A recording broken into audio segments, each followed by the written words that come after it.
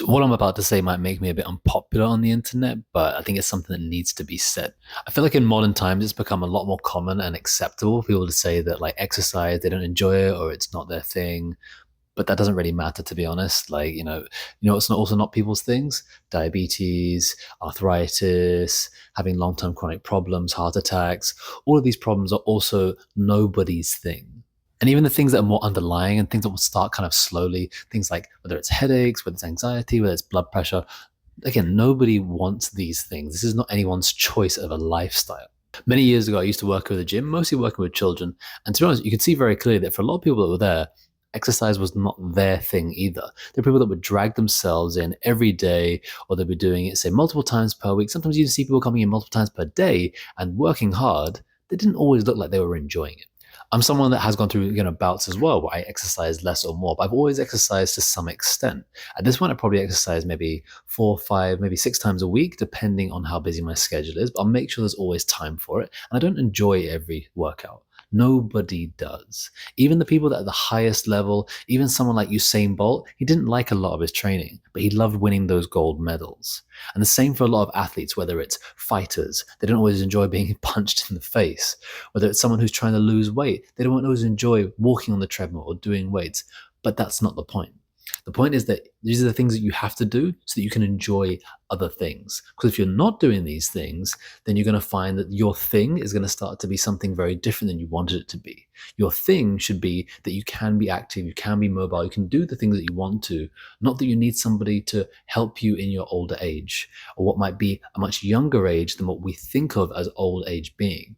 It's so that when we get older, that we can lift ourselves up properly, that we can be more independent, that we can go to the toilet without feeling uncomfortable. This is why doing the things which are uncomfortable now are much more important, not just for now, but for the years and years and years to come.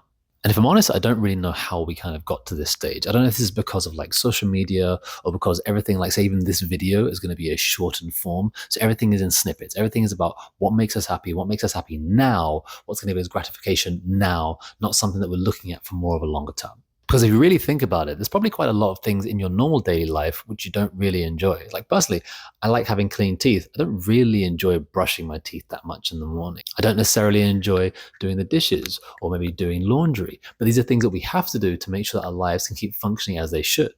A lot of people, of course, are going to be working in jobs, they're going to be working with bosses, with colleagues, and there's probably a lot of people who are not enjoying all the time they spend with those people, but they know it's something they have to do to get the things that they need in life, whether it's through career development, through money, whatever else it would be. And the same thing for exercise. Exercise should not just be seen as something I go and I do and I enjoy. If there's things you can find that you enjoy, that's great. Like instead of trying to force yourself to go for a walk or go for a run or go for a swim, if you don't enjoy it, try and find a hobby, an activity, something that you do enjoy so that you will do it more regularly and more consistently. And I know it's a very common thing that people always say like, oh, health is wealth and you have to kind of guard your health. And this is true. Of course, we need to guard it, but we need to think of it in more practical senses as well. You can't buy some of these other body parts out. You can't trade them in. This is the body you get and you have to do the best that you can with it. And in terms of these things, I'd almost think of them a bit like rules. It's not only for me, for myself at a selfish level, just this should be a rule that we all keep with us. It's like going out onto the road and driving. You can't say, oh, speed limits are not really my thing. Or if the tax man comes at the end of the year and says that you have to pay a certain amount, you go, oh, but taxes are not really my thing. But no, they have to be. That's a rule that we have to live with. And exercise, honestly, should be the same way because it can have otherwise not just an effect on our aesthetics. It's not just about how we look. That's really, honestly, what should be a small part that we consider and we attribute when it comes to exercise. Really, it's more about all the other health changes that we see. The physical changes, the visceral changes, the parts that it starts to affect our background in terms of not just like the things that we feel, not in terms of pains and aches, even though it can, of course, start to mean that we're more likely to have problems like pain, like headaches, like migraines, like other symptoms into the body. But it can also start to affect the background functions, like how well our immunity works. If you're not exercising as much, your digestion will not work as well. Your mental health can be affected by this. It affects all aspects of our health. I was asked recently by a new grad what they thought was one of the biggest things that would inhibit our patients from getting better results, getting faster results, or from holding their results for longer. What I mean by holding is, say after I'm a chiropractor, I do an adjustment. How long is it between the time when that adjustment now goes kind of more out and they need to have more corrections, or the time where it'll hold so they can have better health for a longer period of time? And the number one thing I said to her was exercise. Yeah, mental stress plays a factor, absolutely. But if a person's not exercising, it's going to have a full systemic effect all over the body. I just mentioned there about some rules as well. So things like, say, rules of the road, like you can't speed too much, or you can't break certain laws.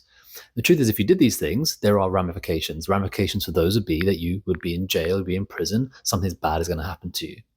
But if you're not exercising, you're not taking care of your body, as you get older, you will be in jail, but in your own jail, the jail of your own body, because we all get trapped then within ourselves and stuck in the choices that we haven't made earlier in life. And even if we're realistic and we look at it just as a way that we can have a better retirement, realistically, most people are going to work for around the first 60 to 65 years of their life. Average life expectancy, hopefully for most people, is going to be around 80 years. So even at the best rate, we're talking maybe 15 to 20 years where you can enjoy your retirement. But if your body's been treated badly for the first 60 years and it's now at a point where it can't heal and it can't recuperate quite as well, how is it then going to be able to enjoy that time during retirement to its fullest? It means it's going to start to impact every aspect of life. Never mind just your personal health. It starts to affect what's happening with your family. If you can't move as well and as easily, it's hard for you to run around with your grandkids. It's hard for you to spend more time with your friends. It's hard for you to even spend time with your kids because they're probably going to want to do something active too. And I know it can be hard. I know it's not easy. I know there's only a limited number of hours in the day. There's time where you, of course, a big chunk where you're giving it to your work, your job, your career. Then there's going to be time for your family, time for your kids, time for hopefully some other hobbies as well. Not everything is about exercise and trying to be productive. There's things you should be enjoying in life as well. So that would be my advice for the exercise. Doing something consistent, doing something regular, and something you enjoy.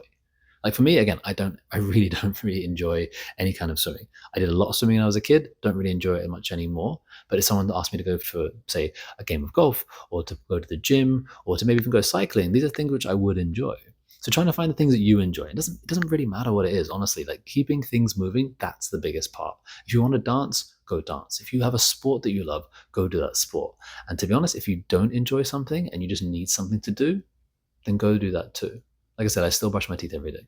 It's not something I particularly enjoy, but it's important that we do these things to maintain and improve our health over time because we only get to a certain point, and then to be honest, age to an extent becomes a factor and we can't get much better. If we're not doing resistance training young enough, bones will get thinner over time. They will not get thicker. So doing something active now will make that huge change into the difference. 3 to 5 times a week, do 30 minutes, do something. Even if you're not going to enjoy it that much, keep an image of your head of what it will be like when you're older, what it's going to be like for your family, what it's going to be like for your kids, your grandkids, hopefully your great grandkids, that you can spend more time with them. Keep them in your mind the whole time, even as you're not enjoying it. Because you might do the same thing in other parts of your life. You might be doing it when you are doing the dishes or when you're in a work meeting that you don't really want to be in and you're thinking, okay, but I'm doing this for a greater good. That's how I would see exercise as well. Try and find something you can enjoy, but if you really don't enjoy any kind of exercise, do it anyway.